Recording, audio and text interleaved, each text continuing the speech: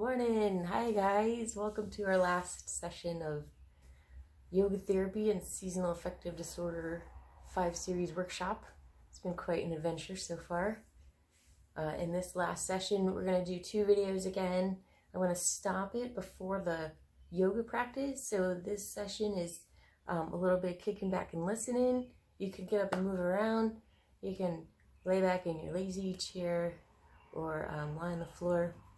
Whatever works for you for a couple of minutes, but at the end of this video, be prepared to get up and have a little space on your floor to move around, all right? Be standing up and moving. So this last session looks at the change of the seasons and how we can best prepare ourselves for these changes. The last 4 sessions have involved understanding some tools of yoga.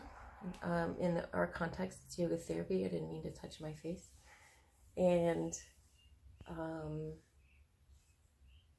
seasonal affective disorder, as we understand the symptoms, as the days get shorter, less sunlight affects the chemicals in our brain and causes us to do things that we don't like, or doesn't allow us to do things that we like.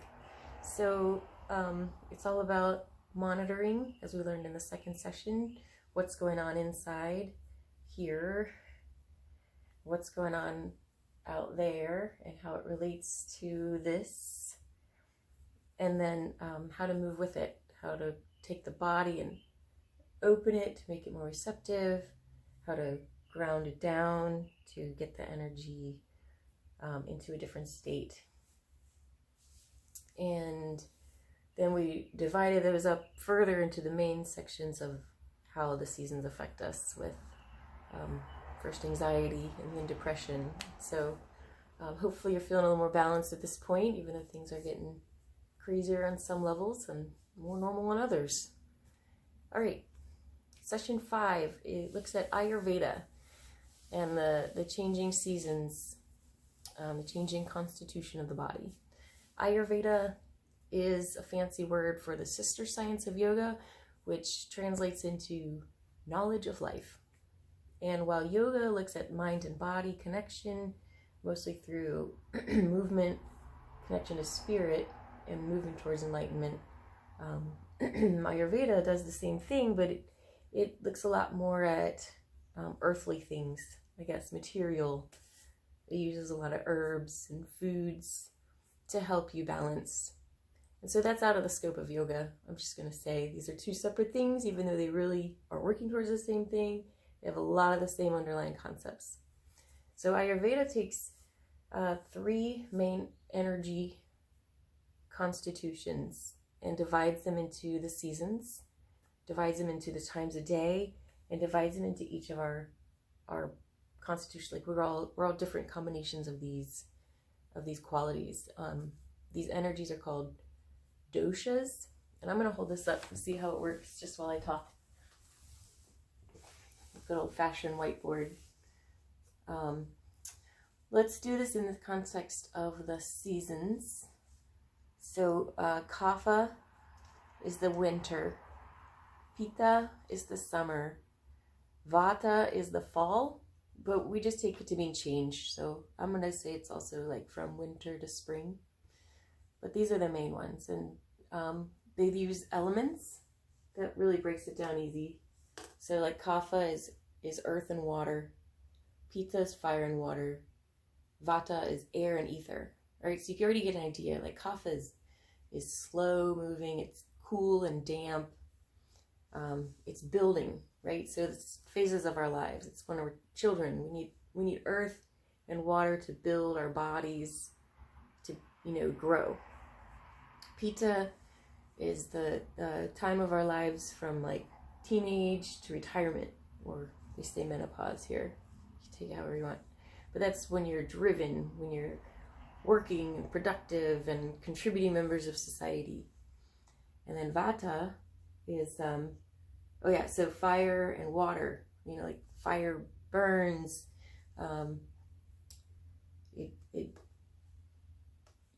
It's hard to get things done without that drive, that that burn of passion. And then we've got the Vata, which is later in life, retirement. You sit back and reflect. It's air and ether, and so it's easy moving. You know, you're not pushing, you're not building, but you're just sort of moving along. And you have more time to let your mind wander into the ethers. It's pretty fascinating. It also rules times of the day. We could go on and on, but we're not going to do that so much as I've put a lot of links to resources into our PowerPoint. And then we're going to do a practice that actually kind of takes us through the seasons and offers just a couple of tools to balance each one, right? So seasonal affective disorder, we're looking at winter. We're looking at the effects of cool and damp, earth and water on our beings, making us heavy, chilling us, what that does to our constitution, and then the ways to balance that. So you can imagine you'd want heat like we do through the sun salutations. You'd want to open up like with the 3-part breath, and you can also open up in a resting pose, as we did with that reclined, or the butterfly. I'm sorry, it's not butterfly, it's the opening, the fish pose, thank you, with the blanket along our spine. We did that at the beginning of last practice. So really what I wanted to also touch on was going with the flow. You know, we've got the tools to see what's going on outside, to see what's going on inside. They may not always match up, but you can adapt, right? You can use your tools to be more in tune with the rhythm of the day, cycle of the year. And so with that, we've got times of the day. You know, they always say it's best to rise with the sun and go down with the sun. Obviously in winter, things slow down, but we don't. Our culture says, keep going, keep moving fast. And there's definitely a lot of tension there. And that causes a lot of depression and anxiety. So whether or not you do adjust, you can recognize that there's this difference happening and what it's doing to you, and then you can adjust from there. We have cycles of the seasons, obviously. You know, going back to time of day, you know, you're up with the sun, that's that kapha time of day. You're building, and then at the apex of the sun's cycle, you've got your pitta, your drive, lots of energy, time to get stuff done. And then towards the evening end of the day, well, you're back to kapha actually, where you're rebuilding to sleep. So, you know, I don't want to get too much into that. That would take a while. But anyway, so apex, and now the end of the day, you can kind of let your mind wants to wander. That's the vata.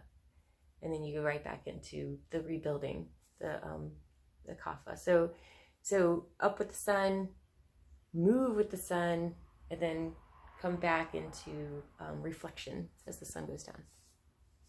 Now, I want to talk about the rhythm of each inhale and exhale, the cycle. Each inhale actually increases your sympathetic nervous system. Your heart rate and your blood pressure go up on each inhale, and your heart rate and your blood pressure go down on each exhale. And so even though some breath work works to overall relax or stimulate you, know that each breath is doing both. It's very important. Something to contemplate. And so now we're just going to do a little bit of go with the flow rhythm. So if you have a place to stand, a carpet or hardwood floor, I'm going to show you some flat footing from bluegrass. This is very important to go with the flow, right? So here's the basic concept. I don't know if you can see my feet, but it's kind of like bluegrass MC Hammer. You just take the foot forward, whole foot, and then slide it back. It's called a chug. Whole foot and slide it back. And as the foot goes back, the other foot kind of swings forward, right? Flat, chug, flat, chug, flat, chug. All right, here we go. Here's a little bluegrass to do it with you. Just count along. So Ken and Brad Colliner, they're local bluegrass guys, pretty hot. I'll put a link in the PowerPoint as well. And I know you can do circles and stuff. You can go forward, and you can come back.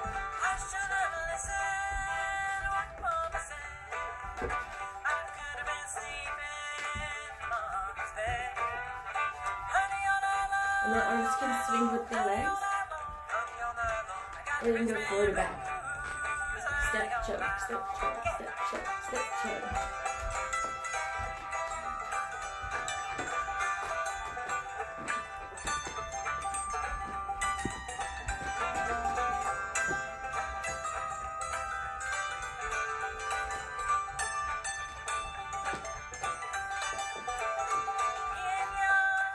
Circles.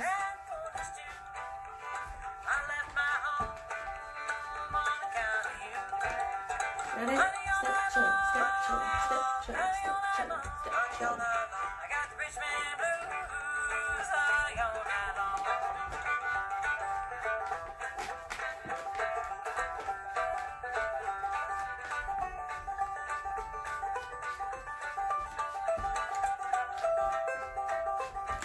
Good job, everyone.